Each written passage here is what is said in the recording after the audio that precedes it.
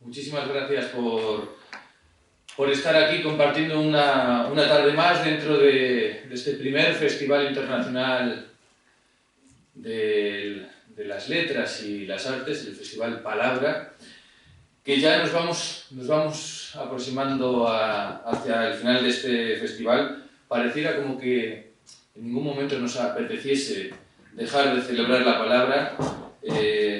Hoy creo que más que nunca es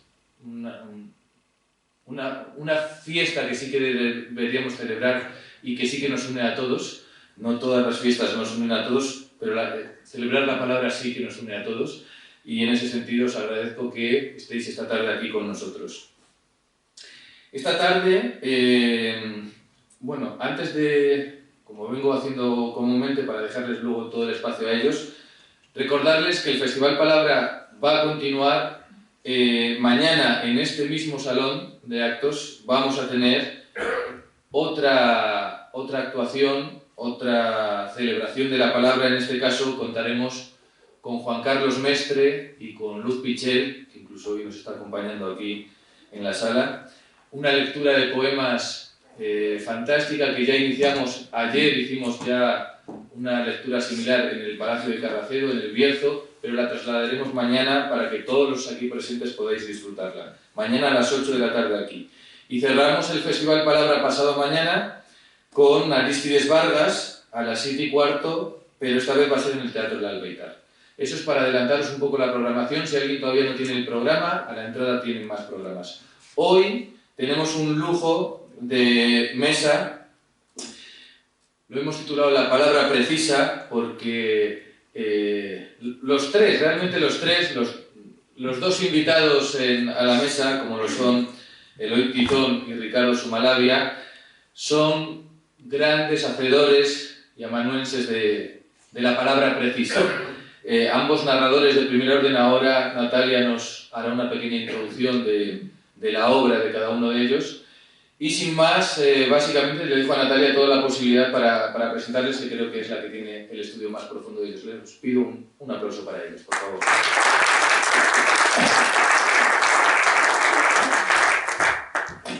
Muchas gracias, Rafa.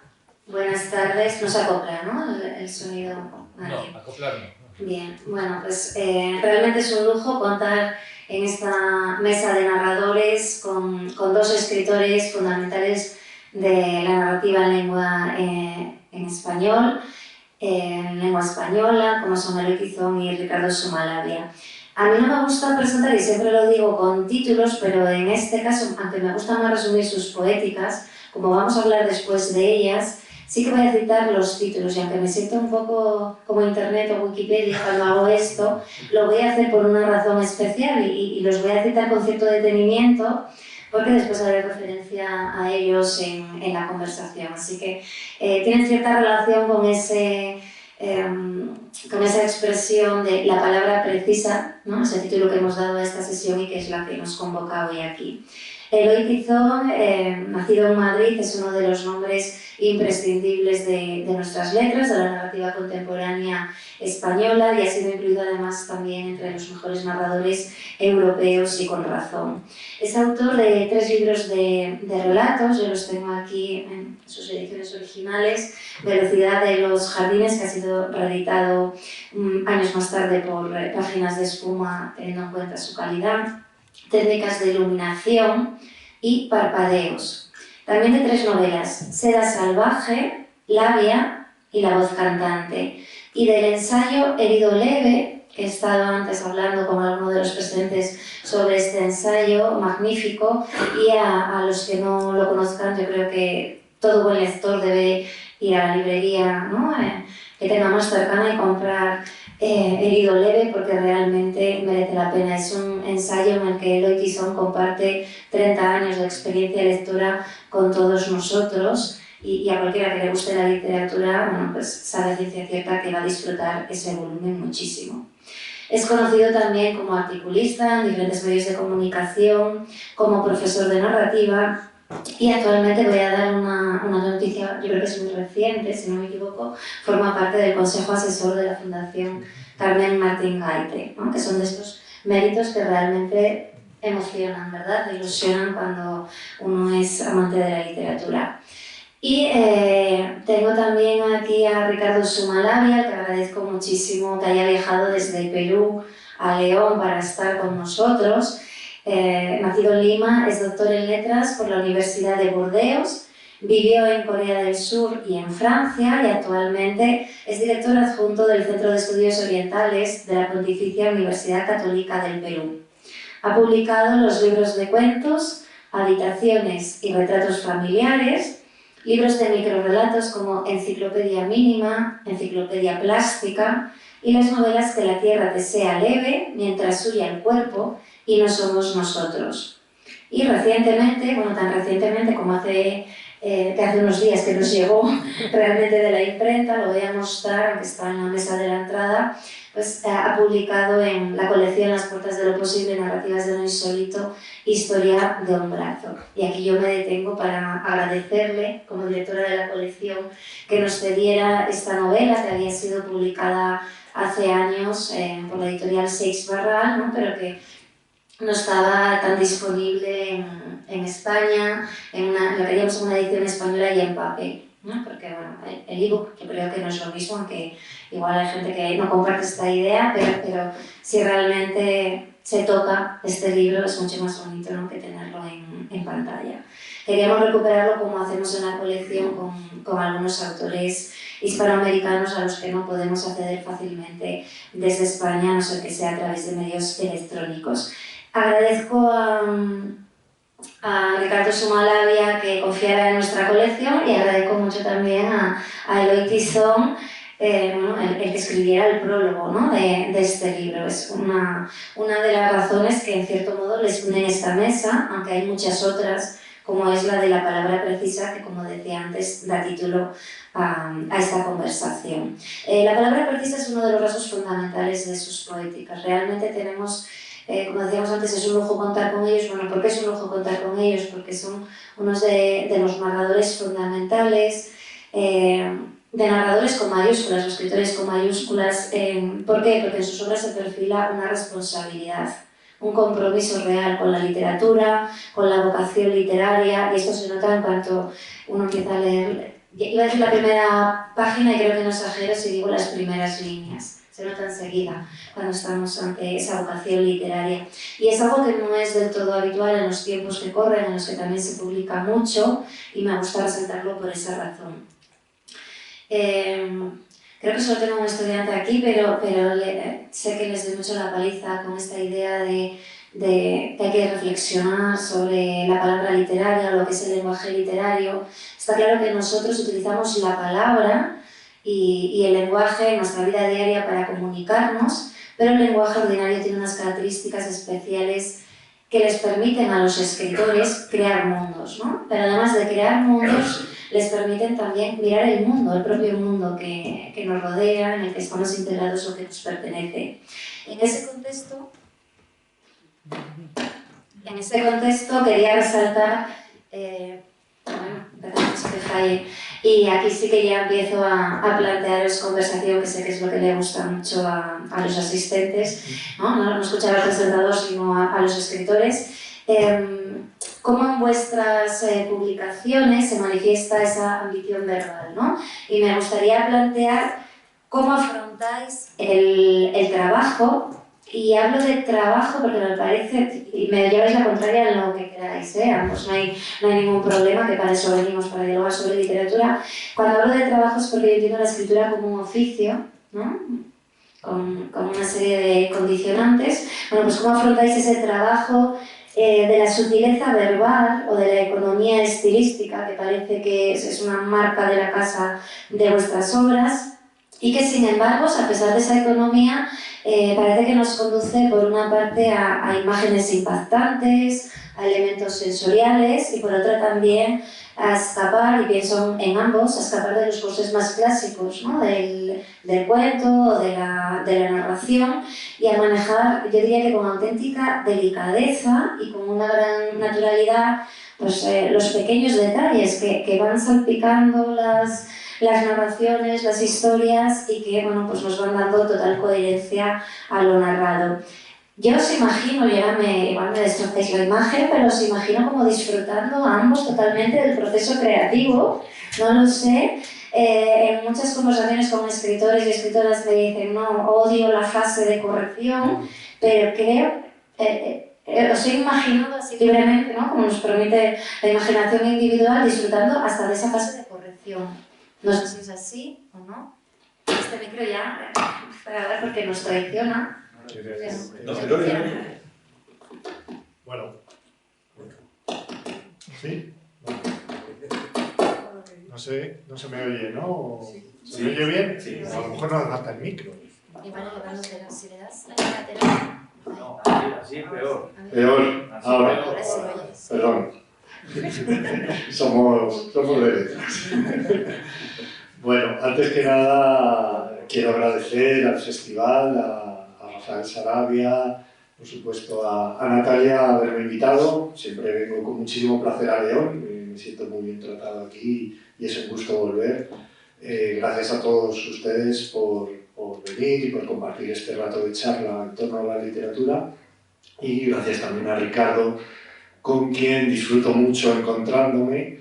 Ricardo y yo nos conocimos en Lima, en un festival literario, y rápidamente se produjo una cierta conexión. Yo me sentía muy identificado con lo que él decía sobre literatura, creo que a él le pasaba algo parecido. No sé si hay una cuestión generacional, no nos llevamos muchos años de diferencia, o un enfoque similar hacia el trabajo literario, pero bueno, son de esas personas que notas mucha afinidad, que se ha mantenido luego a lo largo de los años, nos hemos vuelto a ver en sus viajes a España, y hasta ahora pues la confluencia mayor, de momento, aparte de la personal, la humana y la amistosa, pues es, como decía Natalia, este libro que de alguna forma nos une, que es su novela, Historia de un brazo, al que he tenido pues, el gusto y el placer de escribir un prólogo, un libro que le recomiendo vivamente. Centrándonos en la cuestión que planteaba Natalia, es un planteamiento, tengo que decir, hermoso e importante incluso, ¿no? Todo lo que tiene que ver con el lenguaje. Es una pregunta que abarca mucho, es una pregunta creo que para nosotros nos toca de verdad cuál es nuestra relación con el lenguaje. Yo creo que, Natalia, tú lo has centrado muy bien, has ido diseminando determinados términos que creo que tienen una gran importancia. Has hablado de responsabilidad, que obviamente creo que es una actitud casi diría moral frente al trabajo, cuando uno se coloca frente a la página o frente a la pantalla del ordenador, ¿no? Yo lo relacionaría con un sentido de la exigencia, sin ponernos sublimes ni estupendos, pero bueno, saber que la literatura tiene una historia muy larga, muy hermosa, y si vamos a entrar en ese territorio y vamos a formar parte de esa conversación que es la historia cultural, vamos a intentar hacer algo digno, ¿no?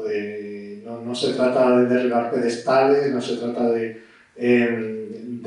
exhibir la bandera de la genialidad, sino, bueno, aceptarlo como un trabajo que requiere vigilancia, requiere exigencia, requiere amor, creo, constancia, paciencia, por supuesto disfrute, también hay una parte importante de disfrute, y ser conscientes de que trabajamos con una materia prima que es el lenguaje, que, bueno, pues seguramente ahí en algún momento de nuestra biografía contrajimos una deuda de amor hacia el lenguaje, hacia las palabras, hacia el diccionario incluso, ¿no? Yo creo que en ese terreno, al principio cuando empezamos a escribir, por lo menos en mi caso, trabajamos de manera bastante intuitiva, bueno, un poco a ciegas, vamos, no tenemos del todo claro por qué nos decidimos por un tipo de ficción, por otra, por un género, por otro. Yo creo que luego con el tiempo y con la madurez vamos reflexionando más, ¿no? Vamos teniendo más poso y podemos teorizar un poco, bueno, aquello que eran intuiciones o que eran fulgores juveniles, pues darle un contenido, una estructura de mayor peso, de mayor solidez, ¿no? En mi caso, si hablamos del lenguaje, yo tengo que referirme casi necesariamente a las lecciones que yo he aprendido de la poesía. Yo soy un narrador, por lo tanto alguien que en principio cuenta historias. Sin embargo, creo que hay un componente poético, un componente lírico bastante evidente en lo que yo he escrito y he publicado hasta ahora, ¿no? Yo he aprendido mucho de la poesía en diversos sentidos. Me gustaría referirme brevemente a alguno de ellos. En lo referente al lenguaje en sí, precisamente relacionándolo con la precisión. Aquí, en la charla de esta tarde, está puesto bajo el lema de la palabra precisa. A mí lo que me interesa de la poesía no es tanto, digamos, la pirotecnia, no es tanto el exhibicionismo verbal, lo que a veces se asocia a la poesía, entendiendo la creación poética como algo muy enjollado de adjetivos, con una prosa casi lujuriosa. No es eso el aspecto que más me interesa, sino la poesía entendida como la voluntad de precisión, la voluntad de exactitud. Creo que si la poesía tiene capacidad de emocionarnos, y la literatura, diría por extensión, es porque a veces tocamos en ella una verdad. No es algo que nos conmueva porque es bonito. Yo no creo que la poesía sea importante porque es bonita, sino porque es verdad, ¿no? Entonces, ese aspecto de respeto hacia el lenguaje y de conciencia hacia el lenguaje creo que a mí me ha servido mucho a la hora de escribir piezas que no son poesía, que están cerca de la ficción, ¿no?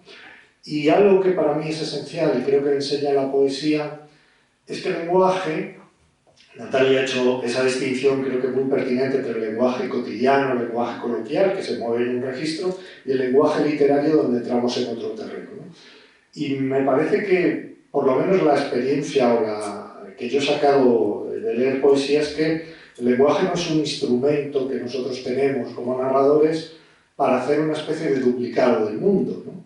No es que haya una realidad ahí fuera, objetiva, igual para todos, y que nosotros como escritores hagamos una especie de duplicado o de fotocopia, sino creo que verdaderamente el lenguaje nos permite crear ese mundo. Es decir, me parece que la literatura, la buena literatura, nos brinda esa enseñanza de que el lenguaje es capaz de inventar la realidad, que el lenguaje crea realidades, ¿no? Entonces, bueno, creo que cuando uno toma conciencia de eso, te das cuenta del peso que tiene la literatura y de la importancia, ¿no? No se trata de copiar el árbol, se trata de inventar el árbol, de inventar donde no había nada, que haya un árbol, que haya una casa, que haya unos niños o que haya lo que sea, ¿no? Entonces, bueno, eso me parece que abre el campo de juego hacia todo el aspecto simbólico relacionado con el lenguaje, toda la riqueza metafórica que puede tener el lenguaje, y lo lleva a otra dimensión distinta que ya no es el lenguaje cotidiano de todos los días, ¿no? No es un mero instrumento de comunicación, sino un instrumento u otra cosa de creación de una parcela de realidad, ¿no? Eso, no quiero extenderme más, diría, como un primer acercamiento a lo que nos plantea Natalia. Bien, sí, bueno. Bueno, primero quiero agradecer a los organizadores de este festival, que sé que ya tienen buenos días de intensa actividad poética, narrativa, y me alegra también saber que amigos míos, colegas, escritores ya han pasado en estos días por aquí y seguramente ustedes los han escuchado y han leído sus textos. Por eso gracias al Festival Palabra. También quiero agradecer a Natalia porque ha propiciado que yo pueda estar aquí, que hay que sumar mi agradecimiento no solo por estar en el festival, sino porque además estoy aquí con un libro, algo que he escrito aquí, y que en esta misma mesa pues estamos los que actúan, la directora de la edición, quien ha escrito el prólogo, mi querido amigo Eloy Tizón, el editor, los lectores que son necesarios, por supuesto, todos están aquí, y eso no lo voy a olvidar nunca. O sea, de hecho, solemos estar invitados a ferias de libros, a lecturas públicas, etc. Pero luego cuando hay una suma de coincidencias o de proyectos, pues hay un agregado muy valioso. Y estoy muy agradecido con Natalia, con Eloy, por supuesto, con el prólogo escrito, por la amistad, y él tiene toda la razón. Desde que nos conocimos fue muy curioso porque nos presentaron y nos pusieron delante del público, y la hora de un escritor dice, ah, sí, porque me parece interesante. Y yo hablaba de algo y también, ah, sí, yo también estoy de acuerdo. y luego hemos encontrado esa hermandad literaria a través de puntos que nos conectan en nuestra escritura. Bueno, luego de estos agradecimientos, quiero ir a lo preguntado con respecto a nuestra relación con el lenguaje. En mi caso creo que hay varias parcelas que me han ido acercando de una manera especial al lenguaje. Algunas vivenciales, otras ya intelectuales, de las que provienen de la experiencia personal. Creo yo que tiene mucho que ver que cuando yo tendría cerca de 7 o 8 años, por un periodo de tiempo fui tartamudo, por una situación específica. Una hermana mayor que era como una madre había partido y eso me había dolido mucho y me produjo un tartamudeo. ¿Y qué sucede? Que antes de esto, pues yo hablaba y por lo tanto no tomaba conciencia de toda la mecánica de hablar. Pero cuando paso a tartamudear, ya esto cambió. Mi comunicación no podía ser la misma. O sea, yo quería hablar, entre comillas, normal, y por lo tanto me vi obligado a tomar conciencia de mi articulación. Y esto pasó, bueno, como le digo, fue una etapa, pero las cosas no quedaron igual, porque en ese intento de querer corregirme, de tomar conciencia de mi articulación, me generó un tipo como de acento propio, que yo siendo de la capital, nací en Lima, mi entorno, que recién me conocía, luego me preguntaba, ¿pero tú de dónde eres? ¿Tú eres peruano, eres de Lima? Digo, sí, soy de Lima. ¿Has viajado a otro sitio? En ese momento todavía no. Y yo siempre le decía, no, es que Pencepto es una mezcla de mi madre, que es de la selva del Perú, y mi padre, que proviene de las zonas andinas. Y no, era un pequeño, algo se me había quedado, ese ejercicio de compromiso con el lenguaje, de esa nueva articulación. Y para colmo, mi apellido Sumalabia, ¿no? Entonces ya venían todas las bromas de mucha labia, harta labia, demasiada labia, multiplica la labia, entonces siempre un vínculo con el lenguaje. Eso me ha pasado en toda la etapa escolar y eso lo he tomado bien. Me sentía y me siento orgulloso de mi apellido. Porque todos los Sumalabias que ustedes puedan conocer en este planeta son mi familia. Claro, eso se siente una nación con el lenguaje, ¿no? Mucha labia. Y ya luego pasa, digamos, todo esto incorporado, viene pues esa conexión con el lenguaje y veo que hay otra coincidencia con el oír. Mi primera aproximación y más fuerte fue más con la poesía.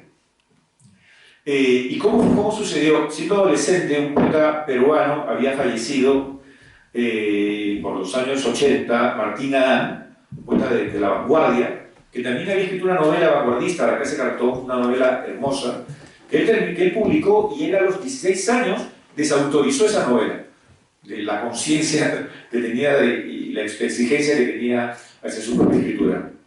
Bueno, él muere y un periódico, en un suplemento, empieza a publicar sus poemas cortos y yo no entendía nada de lo que leía esos poemas, pero algo ocasionaban esos poemas en mí.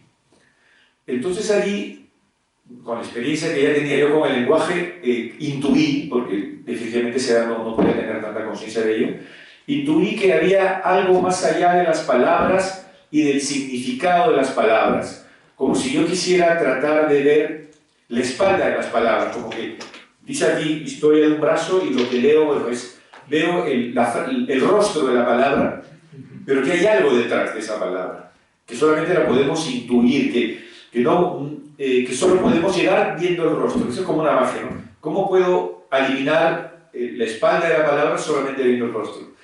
Entonces, allí ya tuve un primer impacto con el lenguaje y empiezo a escribir poesía muy mala y luego algo detonó en mi vida, no sé cómo, sinceramente, pasar hacia la narración, digamos, buscar contar algo, pero creo que siempre con ese objetivo de saber que estoy contando una historia, pero estoy contando algo más. Y luego, ya todo ese proceso de corrección, de estar muy interesado con la estructura, con el mecanismo. Luego yo fui profesor, no de literatura, sino fui profesor de lengua por muchos años, lo cual me involucró todavía más con el lenguaje. Pero luego ya cuando era el proceso de escritura como que era algo más intuitivo. Lo curioso es que cuando escribo mi primer libro, que tenía 40 páginas, Habitaciones, la anécdota es que un crítico profesor de la universidad, en ese momento yo era alumno, me dice: Ricardo, he logrado incluirte en mi historia de la literatura peruana. ¿Se imaginan? Mi primer libro ya está en... Logré incluirte al final en la sección de poesía. Me destruyó, porque yo creí que estaba escribiendo, quería que escribía narrativa, que contaba historias, y no sé cómo había leído poesía. Entonces dije, ahí tomé conciencia que estaba yo escribiendo algo distinto a lo que se escribía en ese momento en el Perú. Y que no solamente yo, sino otro grupo también de amigos, como que nos estábamos distanciando de un lenguaje funcional, demasiado preocupado por lo que quiero contar, la anécdota. Sí me interesa la anécdota, la historia misma, pero como les digo, me interesaba algo más. Y mi única herramienta era el lenguaje. Es lo único que tengo, entonces tengo que conocer bien esa herramienta.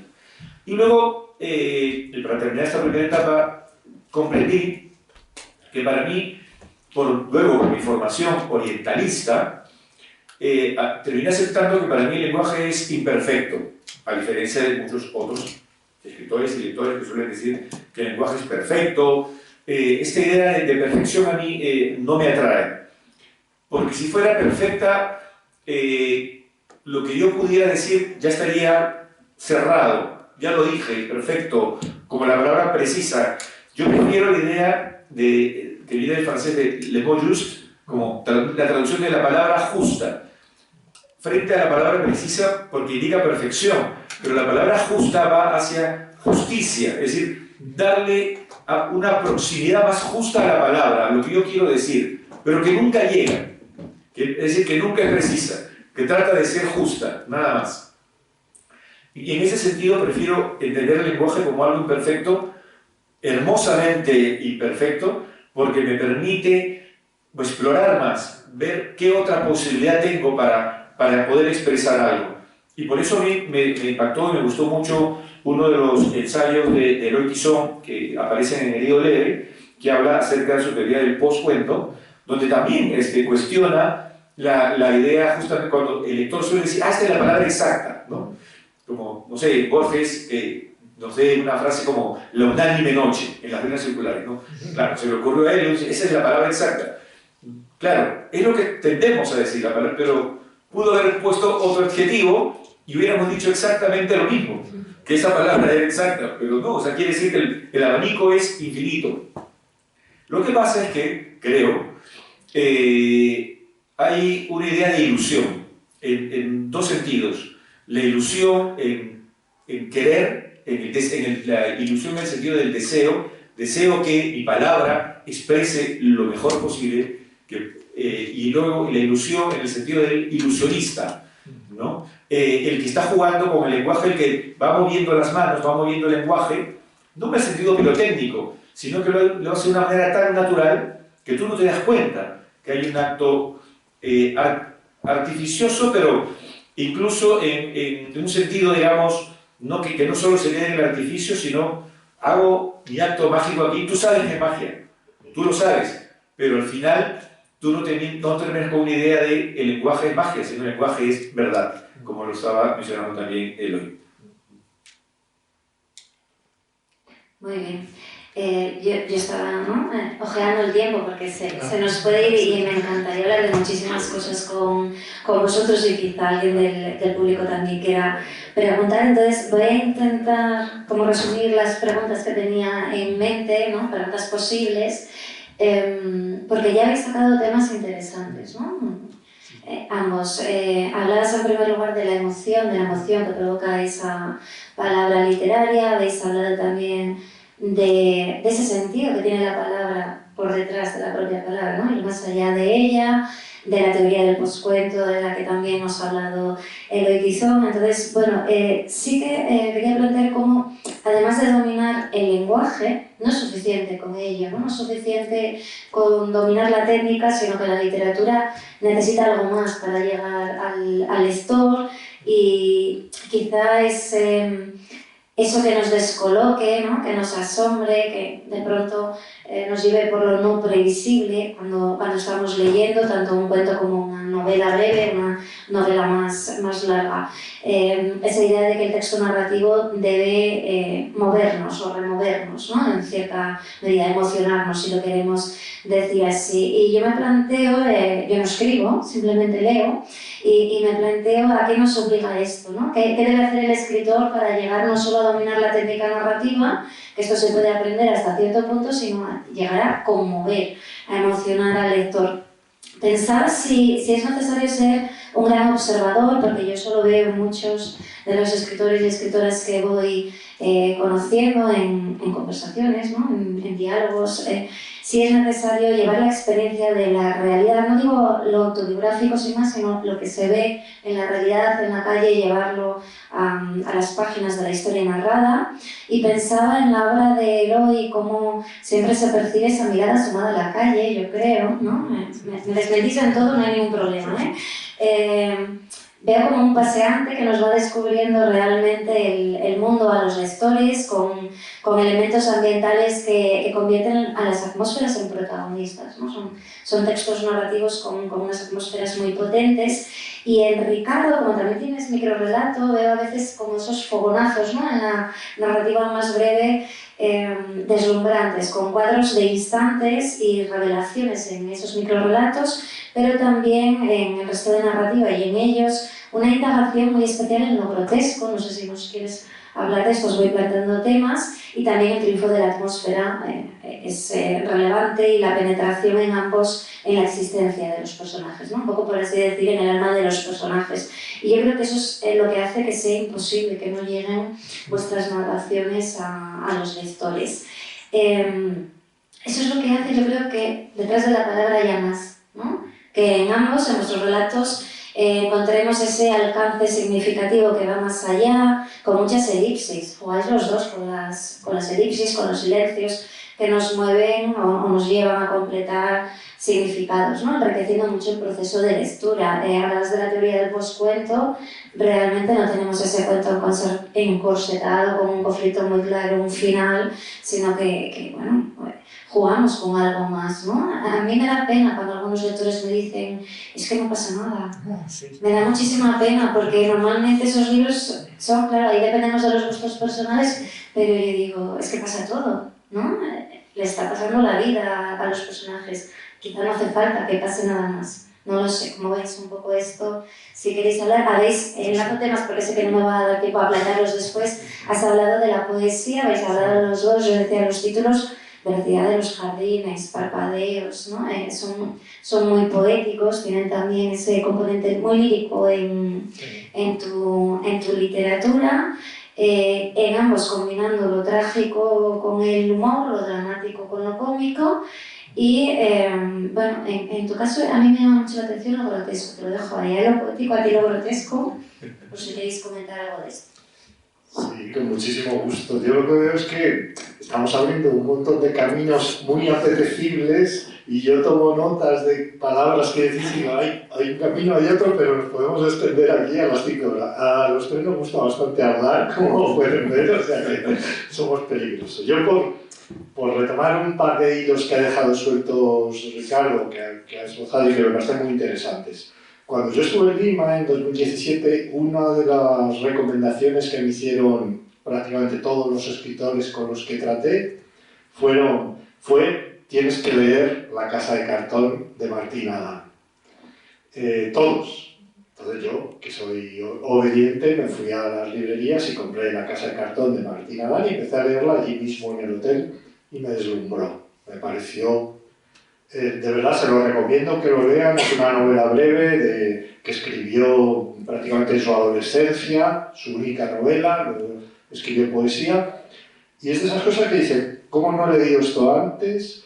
¿Y por qué no está en el centro del canon? Porque cuando se habla de precursores del boom de la literatura latinoamericana, los precursores de Borges, de Metti, de Cortázar, se suele mencionar a Felisberto Hernández, con todo el merecimiento, el escritor uruguayo, pero a mi modo de ver, se menciona mucho menos a Martín Adán cuando está a esa altura, o sea, está a la máxima altura. Entonces, bueno, eso, me compré un montón de ediciones de La Casa de Cartón y he ido regalándolas a amigos que sé que lo van a apreciar, ¿no?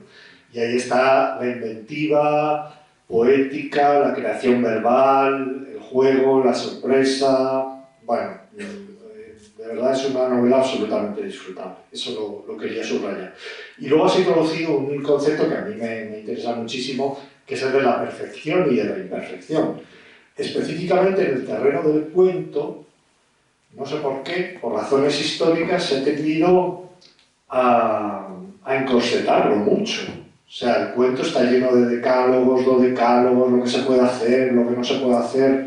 Yo cuando empecé a escribir cuento, flotaba en el aire esa teoría que todavía se repite de, bueno, el cuento tiene que ser un artefacto perfecto en el que no puede sobrar ni faltar nada, ¿no? Entonces, bueno, al principio uno se queda un poco abrumado por esta exigencia. A medida que escribes vas desarrollando más sentido crítico y vas, en mi caso por lo menos, distanciándote de esa teoría. Dices, bueno, pero esto ¿de verdad es así? ¿O es algo que repetimos todos un poco como cacatúas sin haberlo analizado? Yo no creo que el horizonte de la literatura en el cuento sea la perfección. A mí es un horizonte que me da mucho miedo. Lo veo a veces yo doy talleres como Ricardo, y lo veo a veces con alumnos que vienen con muchas ideas preconcebidas de qué es un cuento, de qué no es un cuento. A veces traen un texto y dicen, bueno, pues esto ya sé que no es un cuento. Y a mí me produce una pequeña tristeza esa afirmación, porque ¿cómo tiene que ser un cuento? Realmente no lo sabemos, ¿no? Esa idea preconcebida del punto de giro, del conflicto, de la transformación. Bueno, es verdad, yo creo que hay que conocerlo y está bien, pero luego hay tantos cuentos maravillosos que desbordan todo eso. Yo estoy seguro que si analizamos con lupa los considerados grandes cuentos canónicos, como el Hades de Borges, ¿no? Puede haber algo, entre comillas, más perfecto que esas 2 páginas de numeración en el que nos describe el universo entero a partir de una pequeña esfera en la que se refleja todo lo que hay en la vida. Pues yo estoy seguro que si lo sometemos a un escrutinio, pues a lo mejor encontramos párrafos que podrían sobrar o podrían faltar, adjetivos de más o de menos, y no pasa absolutamente nada, sigue siendo un cuento maravilloso. Entonces, yo también defiendo, como Ricardo, una cierta imperfección controlada, y creo que eso nos quita mucha presión a los escritores, ¿no? Cuando te das cuenta de que un cuento no necesariamente tiene que ser perfecto, puede tener imperfecciones, pero debe tener algo, que es lo que apuntaba con mucha sagacidad Natalia, que va más allá de la técnica, que es difícil ponerle nombre y es algo que desborda la técnica. Yo creo que todos los escritores trabajamos con herramientas, trabajamos con técnicas, utilizamos recursos, pero hay un núcleo de verdad en los textos que yo creo que si está, nos va a tocar, nos va a emocionar. Y si no está, lo vamos a notar enseguida, ¿no? El escritor de alguna forma ha hecho trampas. Ha hecho trampas no con la técnica, no con la tradición, no con el género, sino con su verdad humana, con su verdad emocional. Le ha dado miedo llegar a cierto lugar y ha retrocedido. Y en cambio hay otros textos que nos conmueven. Y no porque estén escritos maravillosamente, no porque no les sobre ninguna pieza, sino porque uno nota, casi puede tocar esa verdad humana de ese escritor o de esa escritora que ha puesto sobre el papel algo que es verdad. No podemos darle otro nombre que eso, ¿no?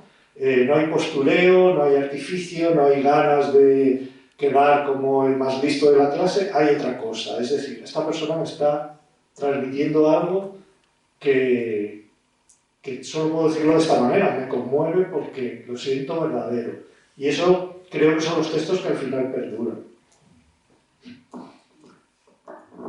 Sí, antes de hablar de lo grotesco, justamente en mi primer libro de cuentos que mencioné, Habitaciones, hay un colofón que son unos versos que aparecen en los poemas Underwood, que están dentro de la novela La Casa de Cartón, y que creo que viene a cuento. Ese colofón dice: Bertoldo diría estas cosas mejor, pero Bertoldo no las diría nunca. Donde para mí Bertoldo era la imagen del escritor que busca la perfección, ¿no? Que se ha entrenado para decirlo perfectamente, pero que no va a poder expresar lo que yo quiero poder expresar y que no lo expresaré nunca como ese Bertoldo, pero bueno, es lo que, tal como lo puedo decir yo.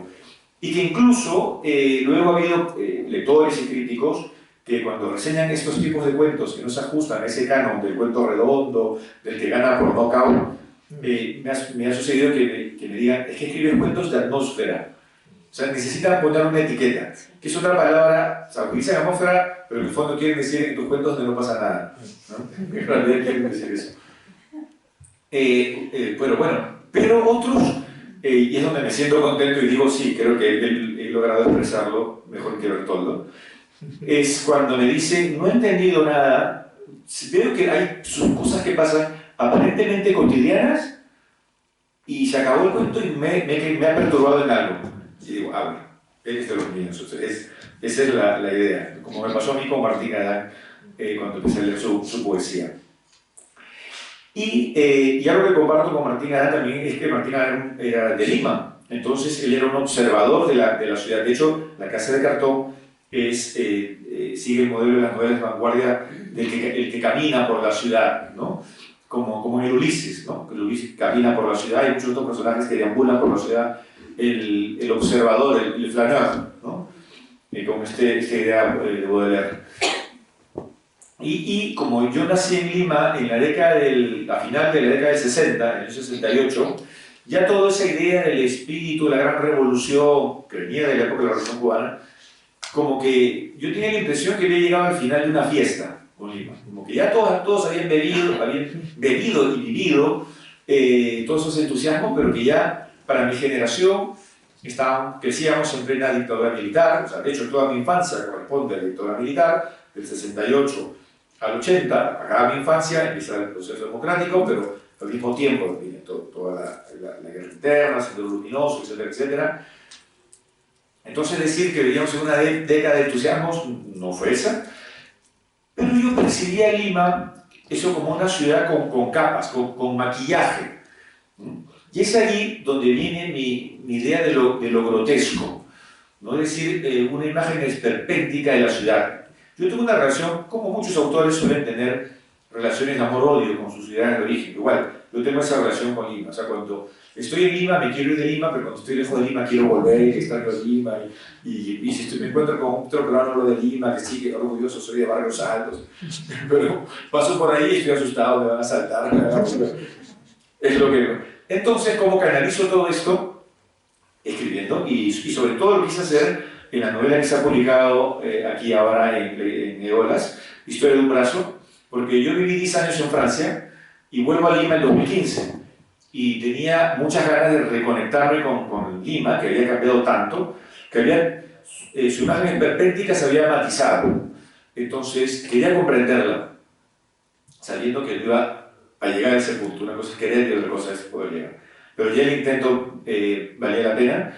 Y entonces quise escribir una historia que transcurra enteramente en Lima, a diferencia de mis anteriores novelas que pasaban un poco en todas partes, o en Francia, donde había vivido en Burdeos. Y en esa reconexión con Lima también tuvo que ver la imagen de mi padre, que mi padre tiene 94 años, va a cumplir 95, pero que ya tenía problemas de memoria. Entonces me confundía con su hermano, con un tío mío ya fallecido hace mucho tiempo. Entonces ahí empezó a haber todo un cruce de imágenes, de recuerdos, y él hablaba de Lima, pero era como esta idea del palimpsesto, ¿no? O sea, esas tablillas que borraban las tablillas para volver a escribir, ¿no?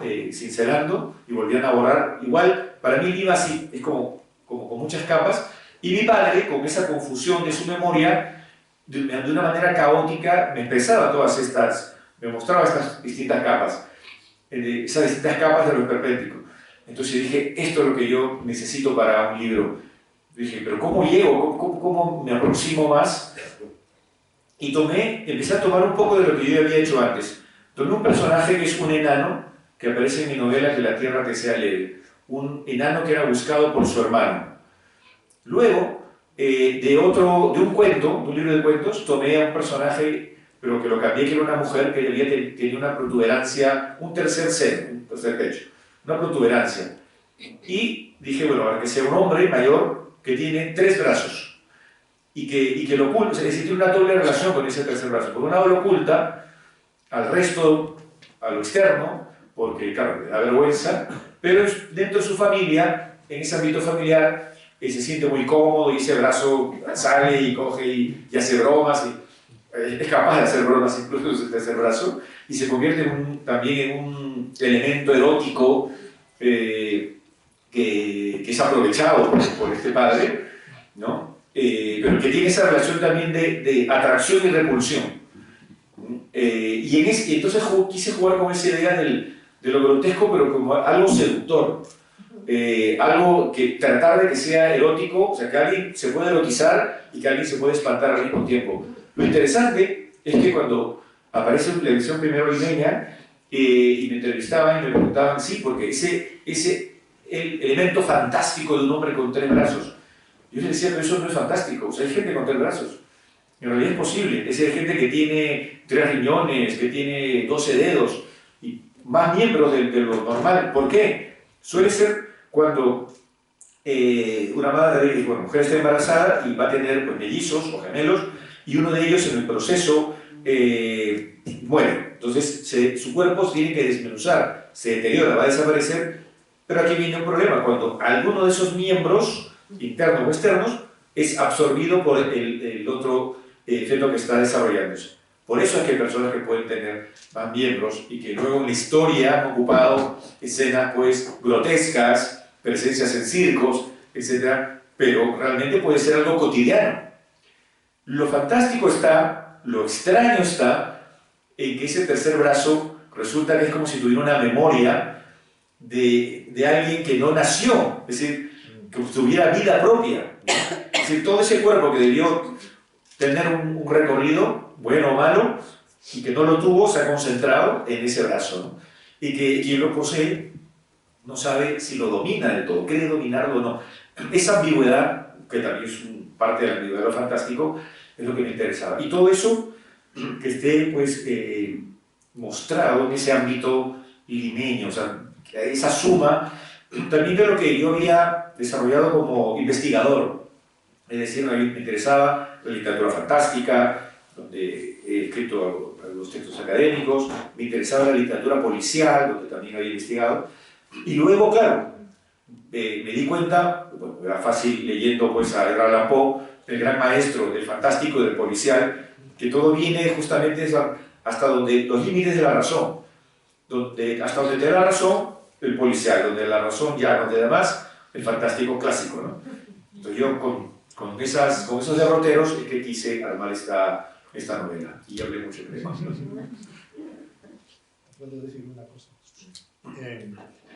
He vuelto a tener la sensación de la complicidad que hay entre Ricardo y yo oyéndole hablar, porque lo que decías de que debe ser algo generacional, o sea, la sensación de haber llegado tarde a la fiesta. Yo recuerdo que la tenía tú en tu barrio de Lima, yo en mi barrio de Madrid, y teníamos sensaciones parecidas. Tú hablas de la dictadura que viviste entre el 68 y el 80. Bueno, yo viví la dictadura entre el 64 y el 75, ¿no? Es decir, hay algo que puede ser algo que sea el oxígeno del tiempo, el espíritu del tiempo, ¿no? Porque eso creo que nos iguala bastante. Y luego hay otro elemento que Natalia ha dejado caer y que me parece interesantísimo. Tú has mencionado la elipsis, ¿no? Tanto en el trabajo literario de Ricardo como en el mío, y es obvio, ¿no? Yo creo que en nuestro proceso de maduración como escritores, al principio pensamos que narrar es, bueno, tener un argumento interesante, saberlo contar y que todo esté bien armado, ¿no? Y hay un momento, como escritor o como lector, que te das cuenta de la importancia de lo no dicho, ¿no? De los silencios, de la fuerza que tiene esas zonas de la historia que quedan en la sombra, que no se explican. Y yo creo que cuando uno toma conciencia de verdad de la potencialidad de la elipsis, creo que ese momento nos cambia.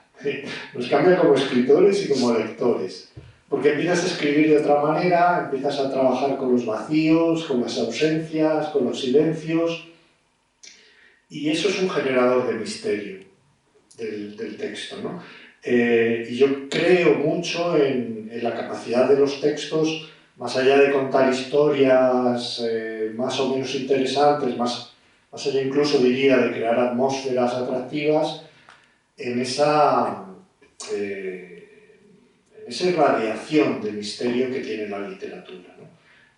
Misterio en el sentido más noble, no hablo de misterio como que haya un crimen que resolver, sino algo que toca otra sensibilidad, que toca otra textura, ¿no? Esa especie de temblor inexplicable que a veces nos dejan los buenos libros o las buenas historias, y que para mí pasa mucho por lo que no se dice y que de alguna forma interpela al lector para que entre en la obra, ¿no? Que es esto que no me dice no es una información que se pierda, no es una información trivial, sino una apelación del escritor para que yo entre ahí e interprete de una manera o de otra lo que no está dicho, ¿no? Entonces me parece que eso también abre los textos a la riqueza de interpretaciones. Los textos en que todo está dicho, poco hay que interpretar. Ya como lectores somos casi consumidores de las ficciones. Sin embargo, esos otros textos a los que le falta alguna pieza siguen interrogándonos, siguen inquietándonos, nos seguimos peleando con ellos. No sé, quién es Godot, quién, no sé, esa pieza que falta, qué pasa con la pareja de la dama del perrito, esas historias que de alguna forma no concluyen en el papel, pero creo que continúan en la mente de los lectores, y a pesar a veces del siglo largo transcurrido desde que fueron escritas, todavía nos inquietan, ¿no? Todavía nos producen pesadillas y nos invitan a debatir con los amigos. Esa parte de la literatura me parece muy, muy interesante. Interesante y bonita, además, ¿no? Yo creo que es lo más bonito de la literatura, seguir participando en esa construcción de sentidos que nos abren los textos que no están, ¿no?, totalmente cerrados o totalmente claros. Bueno, el tiempo apremia, como queda muy poquito, rápidamente ya has hecho alusión un poco al argumento de historia de un brazo en relación con lo grotesco, pero yo quiero resumir que es una novela breve, una edición muy bonita. Animo a todos a comprarla y a leerla, y porque lo voy a decir rápidamente, tiene tono grotesco, tiene tono de comedia, pero a la vez creo que entra con una intensidad también, no diré tanto trágica, pero sí muy dramática, ¿no?, en temas fundamentales, y además temas que están en el resto de tu obra, ¿no?, como ejes vertebradores.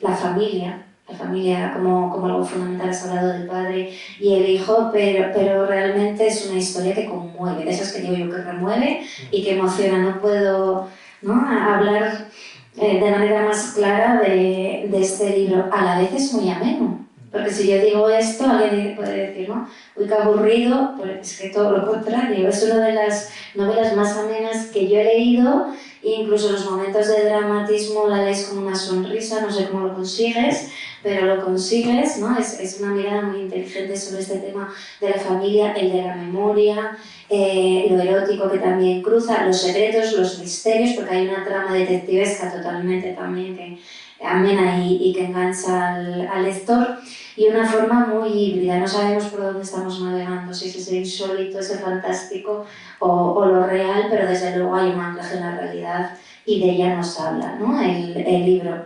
Entonces, bueno, quería resaltar esto porque tengo que cerrar el acto y me da mucha pena en ese sentido, pero fíjate que te voy a pedir algo que yo creo que sí que es inusual y espero que te parezca bien. En lugar de que nos leas algo de Historia de un brazo, que nos leas de Enciclopedia Mínima, que yo la tengo aquí.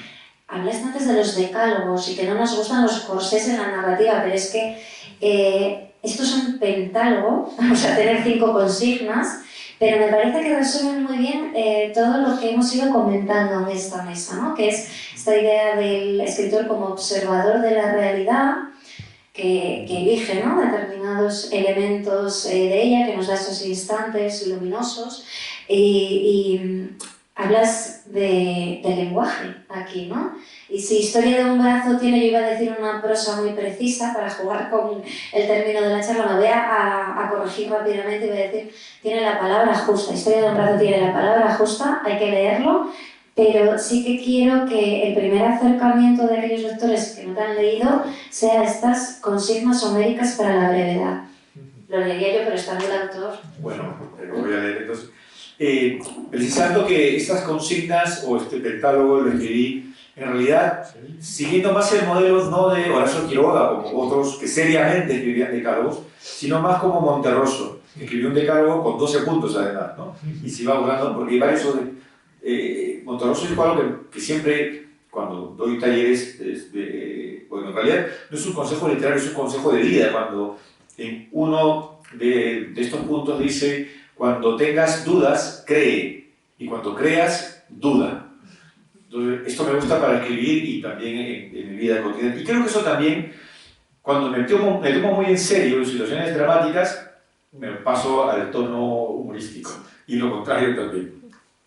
Aquí, consignas homéricas para la brevedad. Pentálogo. 1. Fíjate en un punto, una imagen, un hecho, una idea y cree que la Odisea se condensa allí. 2. Imagina que eres Odiseo y que las sirenas son los demás géneros. No las oigas, pero créate una a tus necesidades. 3. Imagínate que eres una sirena olvidada y no tienes a quién cantarle. En ese momento, ponte a cantar y escribe. Sucumbe a ti mismo. 4. Imagínate que eres Homero y que un dios te ha dado la opción de recuperar tu vista por 3 segundos. Observa y escribe. 5. Imagínate que eres el perro de Odiseo y que sabes que morirás al verlo volver. Solo tienes un par de minutos para expresarle con tu lenguaje lo inexpresable. Es buenísimo. Y el cierre, ¿no? Magnífico de este pentálogo. Pues para cerrar, voy a agradecer de nuevo a Eloy el prólogo magnífico que le ha hecho a Historia de un brazo, ¿no? Hay muchas personas que me dicen: yo me salto los prólogos, no los leo. Bueno, pues en este caso no, por favor. Ya lo hemos hecho todo bien preciso, ¿no? Condensado en pocas páginas, pero con unas claves tremendas que creo que merece la pena, desde luego, como pórtico, ¿no? A esa magnífica historia de un brazo. Yo con Eloy habría querido hablar de otras muchas cosas de su poética narrativa, como puede ser la importancia de la luz, ¿no? Bueno, hay unas técnicas de iluminación ya en uno de los títulos, pero cruza, ¿no? O la hermandad con Nabokov y con otros escritores que podemos percibir los lectores en tu obra. Incluso de la importancia de algo que me parece muy bonito también en la literatura, que es de las demás artes, de la pintura, de la música, del cine, fundamental en tu obra, pero como se nos va el tiempo y siempre pasa lo mismo, por lo menos lo dejo aquí para que quien lo lea o lo relea se vaya fijando, si quiere, en esos aspectos. Y te pediría, para cerrar, como he hecho con Ricardo, que nos leas, ¿no? Algunas líneas, las que quieras. Vale. Yo creo que el comienzo del primer cuento de técnicas de iluminación, bueno, puede dar una idea de la literatura entendida como un cierto vagabundeo, ¿no? Donde no se trata a veces tanto de contar una historia, sino de merodear alrededor de una historia, ¿no? Como el que sale a pasear y tiene una idea aproximada de qué dirección va a ir, pero no puede calcular ni con quién se va a encontrar, si se va a encontrar con alguien, si le va a pasar algo, si no. Entonces, bueno, esa idea de apertura mental a la hora de sentarnos delante de un texto, bien sea para escribirlo o para leerlo, a mí me gusta mucho, me abre mucho horizonte y me parece que es un buen antídoto contra ese peligro a veces de la el excesivo encorsetamiento de los géneros, ¿no? Entonces, bueno, es un comienzo, como van a ver, simplemente deambulatorio, que dice así: uno camina y camina, camina la sombra, camina el sol, no deja de caminar nunca, despacio o rápido, dependiendo de los días. Da vueltas en círculo, se empapa con la lluvia y se seca con la luz. ¿Por qué caminar tanto? No hay respuesta. No hay tiempo para analizarlo. Se trata de caminar, sin más, y se camina. Adelante, siempre adelante, por gusto, por hartazgo, por necesidad. a través de puentes y espesuras y concavidades y encrucijadas y lunes. Se atraviesan bosques, conventos, se empujan masas de aire con las piernas, se desplazan bolas de humo, se cruzan ríos parecidos a locomotoras, se tarda un mar o dos en llegar. Bueno, ese es el comienzo del cuento que espero que les resulte interesante para seguir caminando a través de esta jungla de letras y de imágenes y de elementos sensoriales, como tú dices, que son importantísimos en la literatura. Un gustazo. Yo seguiría una hora más, pero no me parece que... Bueno, cierra el edificio, por eso tenemos, ¿no?, que cumplir con el tiempo. Sí, ya. Claro. Iba a abrir, yo iba a abrir todavía al público, pero sé que nos pasamos. Si no, sí que existe la oportunidad, ¿no?, creo, Rafa, de que se puedan acercar ahora. Sí, claro. Sí. Bueno, muchísimas gracias a los dos, Eloy Tizón, Ricardo Sumadavia, por traernos la literatura y las palabras justas a este Festival de la Palabra. Gracias a los dos. Gracias.